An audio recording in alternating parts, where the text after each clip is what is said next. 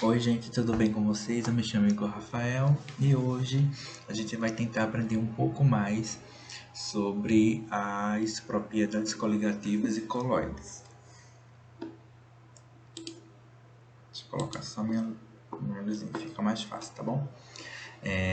Enfim, as propriedades coligativas das soluções são aquelas que não dependem da natureza do soluto, isto é, da sua estrutura, mas sim da concentração desse soluto.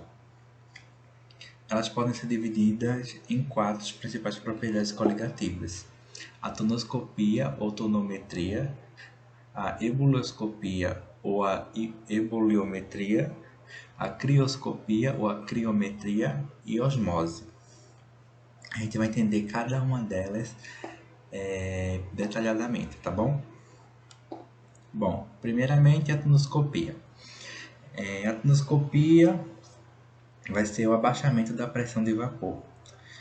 Vamos supor, quando a gente adiciona um soluto não volátil e a um solvente, a pressão de vapor desse solvente vai diminuir. Por exemplo, no caso da água, como vocês estão vendo aí essa figurinha para ilustrar. No caso da água, quando ela está em 20 graus Celsius, a sua pressão de vapor é igual a 3.172 pascais. Se a gente adicionar açúcar a essa água, a sua pressão de vapor irá sofrer um abaixamento, como vocês podem ver aqui. Isso ocorre porque os solutos não voláteis iônicos ou moleculares interagem com as moléculas de água por meio de forças intermoleculares de atração, impedindo que mais moléculas passem para o estado de vapor à mesma temperatura. Ok? Então, gente, a segunda classificação vai ser a ebullioscopia, que é a elevação da temperatura de ebulição. Essa propriedade coligativa pode ser observada quando a gente está fazendo café, por exemplo. Quando a água está para ferver e daí a gente resolve colocar o açúcar ou o próprio pó de café, nesse momento a água vai parar instantaneamente de ferver e vai demorar mais para entrar em ebulição, ou seja, o ponto de ebulição será maior. Uma curiosidade é que ao nível do mar a água pura entra em ebulição ao atingir 100 graus Celsius, ok? Entretanto, se for adicionado um soluto não volátil à água, ela atingirá temperaturas acima de 100 graus. É por isso que queimaduras com calda de doce ou de água com sal é mais séria do que se fosse apenas com água quente. É aquela mesma coisa da tonoscopia. A gente vai ter a interação entre as moléculas ou os íons do soluto não volátil com as moléculas da água, e isso vai dificultar a sua passagem para vapor. Por isso que essas queimaduras são tão graves quanto apenas com água quente. Sim, agora sim. Já que na terceira propriedade, a classificação, a gente vai ter a crioscopia, que é a diminuição da temperatura de congelamento. A água se congela ao nível do mar em 0 graus, ok? Porém, se a gente colocar sal sobre gelo, ele vai começar a derreter. Isso porque o sal interage com as moléculas de água, aumentando a sua massa molar e dificultando o seu congelamento. Em lugares frios, usa-se essa propriedade coligativa para impedir que as águas dos radiadores do carro congelem, por se adicionar um anticongelante como etileno glicol, como vocês estão vendo aí na imagem. Para mostrar como essa e outras propriedades coligativas citadas não dependem da natureza, mas sim da quantidade de soluto, a gente vai ver aqui, a gente adicionar aqui, como vocês estão vendo nesse quadro, Observem aí, quando a gente adiciona um mol de ureia, de glicose e de cloreto de sódio, a mesma quantidade de água, o ponto de fusão vai diminuir de 0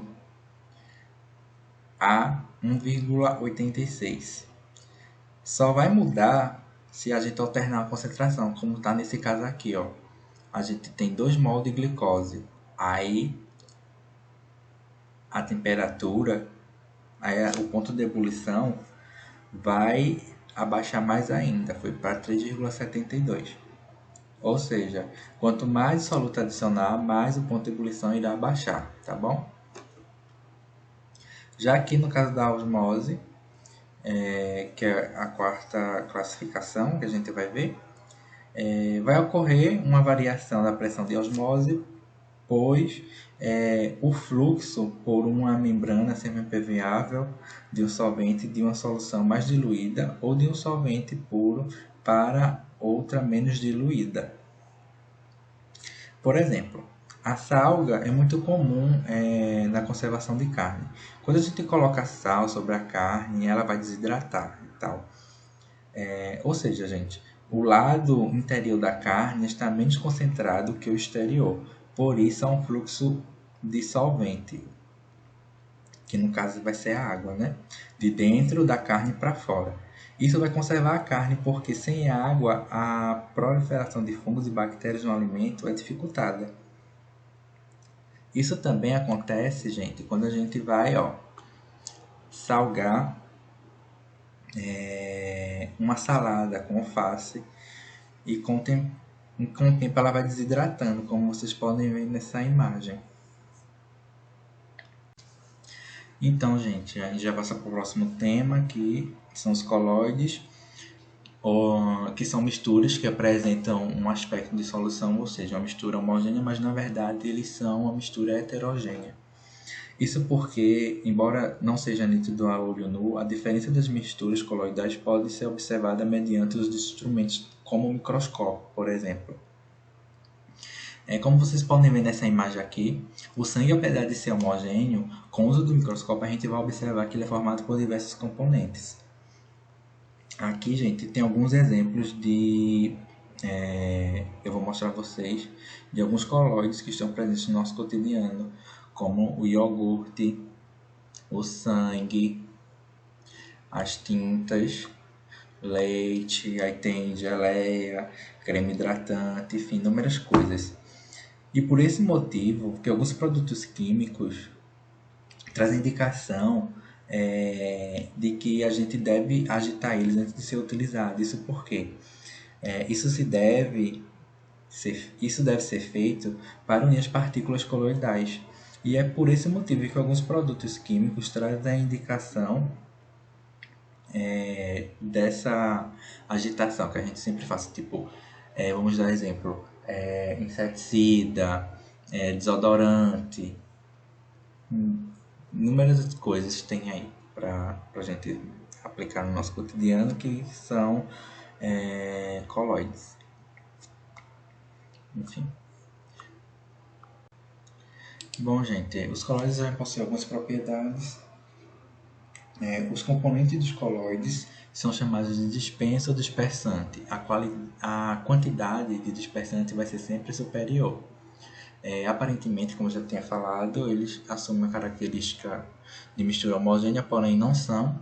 Um exemplo disso são as claras batidas em neve. A clara, em estado líquido, assume o papel de componente disperso. O ar que fez com que essa clara se transformasse numa espuma é um componente dispersante. Por quê? Porque foi preciso mais ar do que clara para que fosse obtida essa mistura. Além disso, gente, os colóides permitem a passagem de luz entre eles, como vocês podem ver aqui. Essa passagem de luz, essa permissão dessa passagem de luz entre eles o que não vai acontecer em misturas homogêneas e só em misturas heterogêneas. Como vocês podem ver aqui nessa imagem, se a gente apontar uma lanterna com um foco pequeno de luz para a mistura coloidal, é possível ver um feixe de luz atravessando todo o recipiente onde ela se encontra. Esse efeito a gente dá o nome de efeito Tyndall.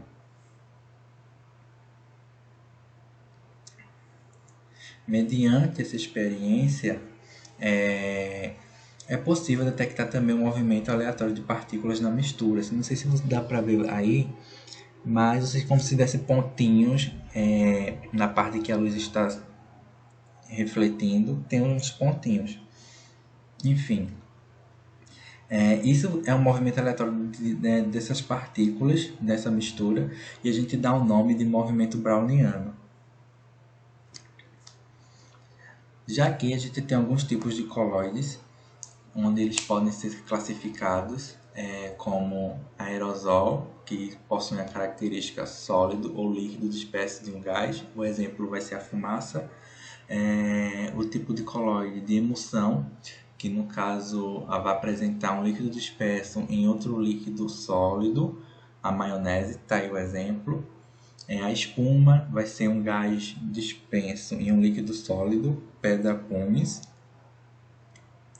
E tipo Sol, que no caso vai ser um tipo de colóide que vai ter a característica sólido disperso em sólido ou líquido. Um exemplo vai ser rubi, aquela pedra lá, caríssima.